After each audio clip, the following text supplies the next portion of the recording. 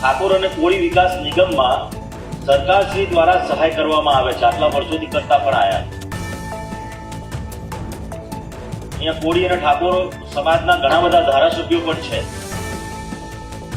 અત્યારે પરિસ્થિતિ એવી છે કે જે લોન માટેની ફોર્મ ભરવામાં આવે છે, વારંવાર રજૂઆત કરી છે મેં આ ગૃહની અંદર, એમાં આકારણીના આધાર ઉપર છેલ્લા વર્ષ સુધી બોજો પાડતા હતા અને અત્યારે બોજો નથી પડતો ને એના કારણે હું માનું ત્યાં સુધી આ યોજનાનો લાભ નિગમની લોનનો 5% લોકો લઈ શકશે।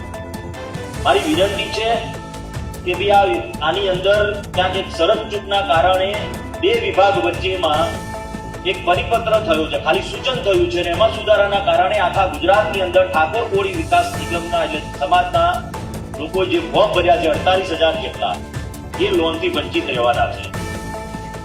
માનનીય અધ્યક્ષશ્રી, આપના માધ્યમથી માનનીય મંત્રીશ્રીને મારું બીજું પણ સૂચન છે કે 100 કરોડ જેટલી જે તમે રકમ ફાળવો છો એની અંદર 500 કરોડ સુધીની રકમ ફાળવવામાં આવે।